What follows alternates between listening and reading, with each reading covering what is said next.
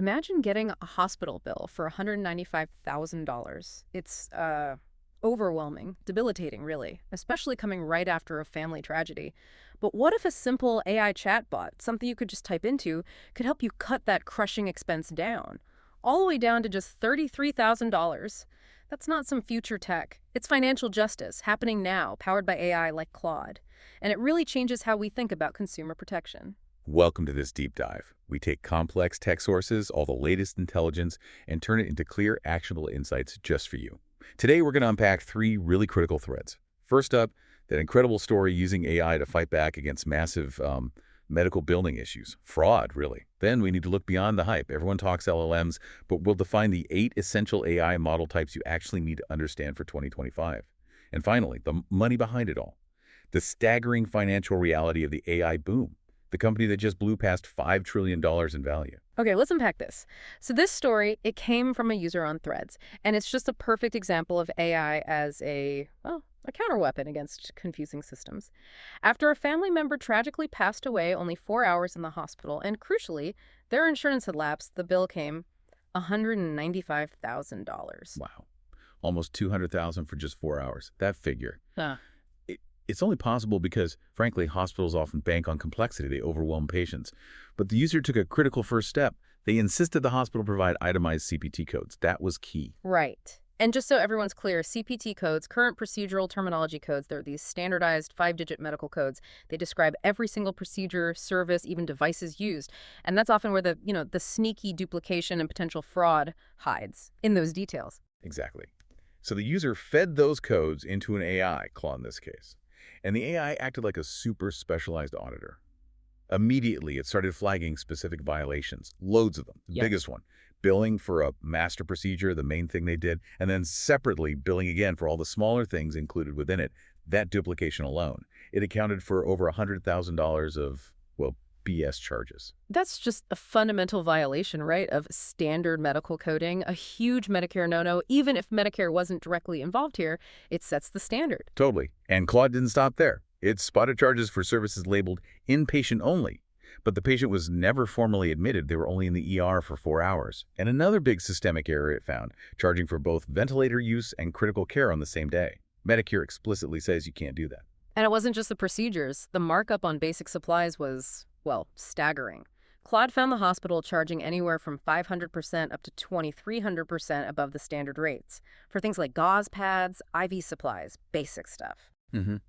It's clearly a strategy. The hospital assumes the patient will be too overwhelmed by grief or just too uninformed to fight back on these technical codes and percentages. So the user took Claude's findings, used the AI to help write a really detailed letter citing every single violation, using the right kind of formal language, and the outcome. They negotiated a settlement down to $33,000 from almost $200,000. It just shows how AI can democratize access to this highly specialized knowledge, auditing knowledge, essentially. Yeah. It takes some power away from these big institutions that rely on information asymmetry. That's an incredible result. But does this one success story really mean the system is fixed? Or does it maybe just highlight how broken and complex it is in the first place, designed almost to crush the average person? Yeah, that's the question. Complexity is definitely the best defense bad actors have right now. But AI changes that equation pretty rapidly, too. Okay, so that Claude story really shows the power of AI when you give it structured, specialized data, those CPT codes. And that idea of specialization is key to our next point. Not all AI is an LLM. Right. Everyone defaults to that term, LLM, Right. for everything. And look, an LLM, a large language model, is amazing tech. It's trained specifically to predict and generate human-like text, code, that kind of thing. But if LLMs are all you're tracking, you're missing the bigger picture. There's a whole diversification happening underneath the surface. Yeah, our sources were really stressing this. You need to know about 8 key types of AI models to really get where the industry is heading in 2025. It's not just about chatbots. Absolutely. Think about those specialized agents. Everyone's talking about AI that does things for you. They often need specialized models. LLMs are like the general communicators, right? But you need other models for perception or maybe organizing information differently, like a specialized vision model. Its whole job is image recognition and analysis. It doesn't really do text generation itself. And that distinction really matters for performance. You also have things like embedding models. They don't generate text either. Their job is to turn abstract concepts like the meaning of a document into numerical lists, vectors. So the AI can understand similarity or meaning, not just count words. Exactly. And those generative agents, the tools that are starting to perform complex tasks automatically, they're often specialized models running on top of an LLM or alongside it. They're tuned for specific actions, like researching patents, finding sales leads, managing your calendar. Take Perplexity agents, for example. They're pitched as these free helpers that can do complex research or tasks without you needing to constantly guide them step by step. Mm-hmm. And the usage data kind of backs this up too. We saw a stat, 700 million people are using AI now. But the biggest uses aren't always the predictable work tasks like writing emails. It's often in these more personal, maybe complex creative things that need more highly tuned, specialized models. Yeah, the really sticky utility often hides outside the corporate spreadsheet. It makes sense. I have to admit, I still wrestle with prompt drift myself sometimes. When you're working in a general LLM, maybe asking it for creative text, and it suddenly reverts to that really annoying robotic as an AI language model style or overuse of certain things like the M dash. Oh, yeah, the M dash. That just screams AI wrote this, doesn't it? It does. And the simple fix I found wasn't just telling it, don't do that after the fact. It was making sure to explicitly include those negative style constraints. Don't use M dashes. Avoid phrases like delve into right in the initial prompt or the system instructions before it even starts writing. That's a great practical tip. And It actually highlights why people are moving towards these specialized models sometimes, Yeah. to avoid that kind of generic output or fighting the model's defaults. So, okay, besides just avoiding the jargon, how important is it really for the average person, someone not building AI, to understand these different specialized model types? Understanding the 8 types is key, because specialized agents will soon perform most complex tasks automatically. Less fiddly prompting needed. Okay, switching gears a bit, let's talk about the sheer speed of things happening now. Product releases, legal fights. It's intense. On the creative front, big platforms are going all in. Canva, for instance, is going almost full AI, they say.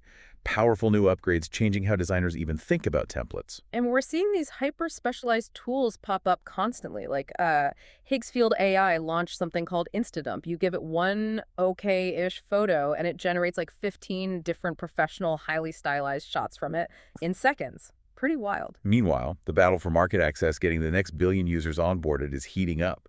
Google just gave 18 months of free AI Pro access to millions in India. That mirrors what Perplexity and ChatGPT have been doing with free tiers and promotions. It's a land grab for future users in key markets. Yeah, contrast that sort of market expansion with the legal battles brewing, especially here in the U.S. There was a ruling. A U.S. judge said George R. Martin can proceed with his lawsuit against OpenAI and Microsoft. The claim is ChatGPT basically wrote an unauthorized Game of Thrones sequel using his work. OpenAI is definitely facing a wave of these copyright and data usage lawsuits now. It's that tension, right, between the legal headaches of how these things are built and the immediate productivity gains they offer.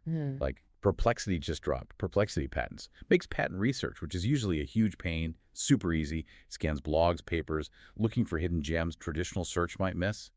And that kind of utility. It's out there in free beta globally right now. And we're seeing a whole crop of these like hyper-specialized little utility agents targeting very specific pain points. There's getsolve.ai. It spots text that sounds too much like AI and helps make it sound more natural. Chirp's an AI agent built just for academic research, handling citations, finding papers. Then you've got free tools like Arrest Video. Does what it says. Removes watermarks from AI-generated video, maybe from Sora or Google's Veo or even TikTok's. And in the big enterprise world, the money's flowing. Veeam is buying security AI for $1.7 billion. That's all about boosting data security and giving their, 28,000 plus customers more control over AI usage.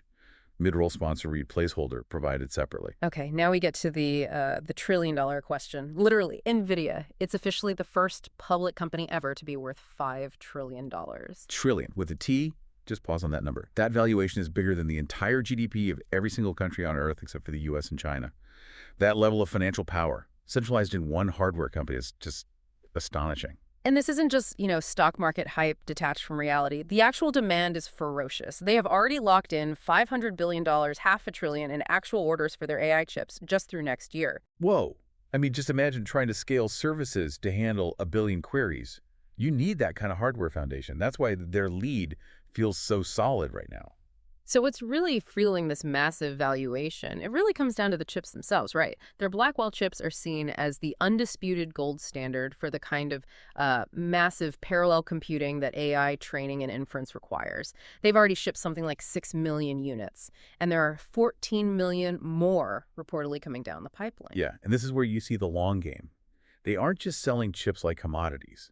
They're embedding themselves in foundational strategic infrastructure. This is where it gets really interesting. Okay, get this.